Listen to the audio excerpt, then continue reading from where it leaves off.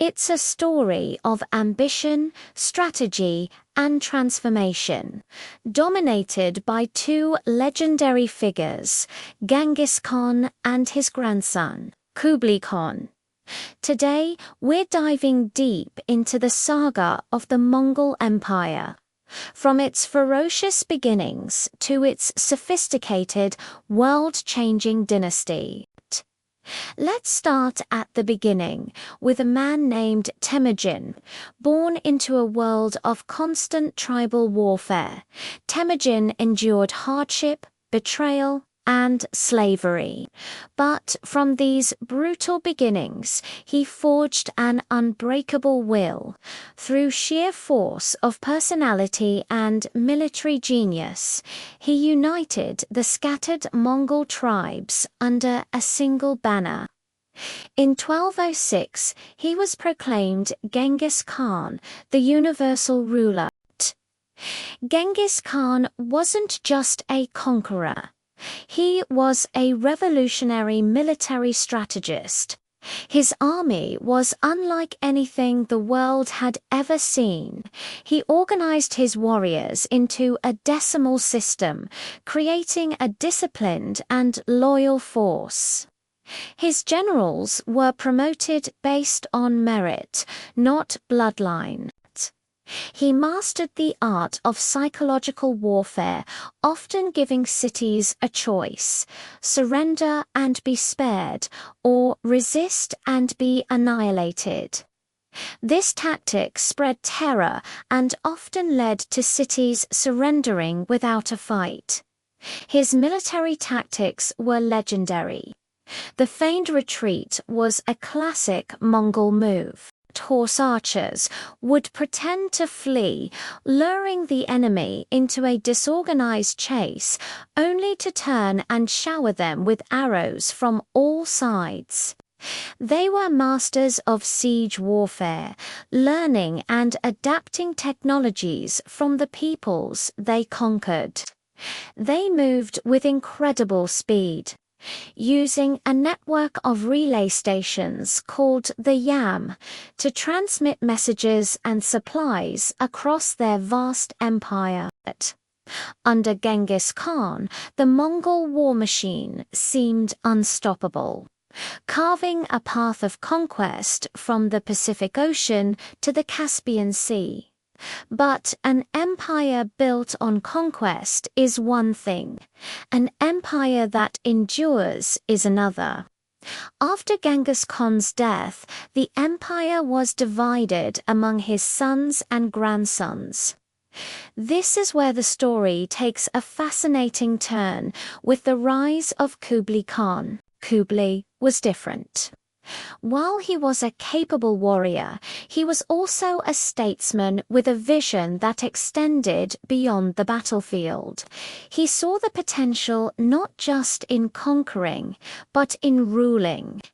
His ambition was to govern the vast, diverse territories his grandfather had won, especially the sophisticated and wealthy civilization of China. This ambition put him in direct conflict with the more traditional Mongol factions.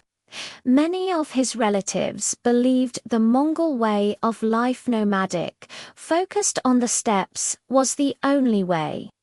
They saw Kublai's fascination with Chinese culture as a betrayal of their heritage.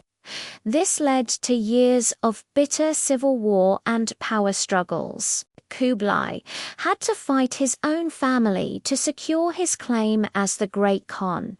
After a long and arduous campaign, Kublai Khan finally conquered the Southern Song dynasty in 1279, uniting all of China under Mongol rule for the first time in centuries.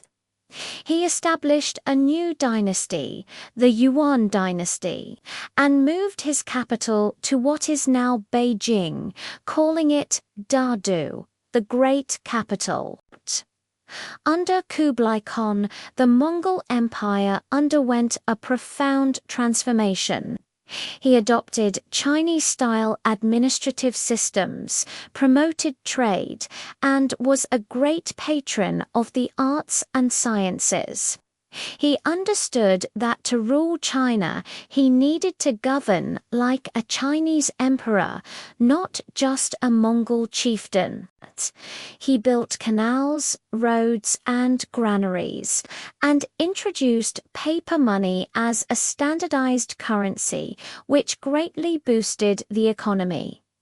Kublai's court was a cosmopolitan hub. He welcomed foreigners, famously including the Venetian merchant Marco Polo, whose writings would introduce the wonders of the East to Europe. Kublai's vision was to create a truly global empire, a bridge between East and West. The Pax Mongolica, the Mongol peace, secured trade routes like the Silk Road, allowing for an unprecedented exchange of goods, ideas, and technologies across Eurasia. Gunpowder, the compass, and printing techniques flowed westward, while art, medicine, and scientific knowledge traveled east. However, this transformation wasn't without its challenges. The Mongol elite were a ruling minority in China, and tensions always simmered beneath the surface. Kublai's attempts to conquer Japan and Java ended in disastrous failures. Costly expeditions that drained the treasury and damaged the image of Mongol invincibility. So, when we compare Genghis and Kublai, we see two sides of the same imperial coin. Genghis Khan was the founder, the unifier, the military prodigy who built the empire through unstoppable conquest. His legacy is one of raw power and strategic brilliance that shattered the old world order. Kublai Khan was the consolidator, the administrator, the visionary who tried to transform that empire of conquest into a stable, multicultural global power. He wrestled with the fundamental question of how to rule a settled, agricultural civilization while honoring his nomadic roots. His legacy is one of cultural exchange, economic integration, and the ambitious attempt to govern a world empire. The story of Genghis and Kublai Khan is more than just a tale of two conquerors. It's the story of the dramatic evolution of an empire, from a nomadic war machine to a sophisticated, world-connecting dynasty. It highlights the eternal struggle between tradition and change, between conquest and governance.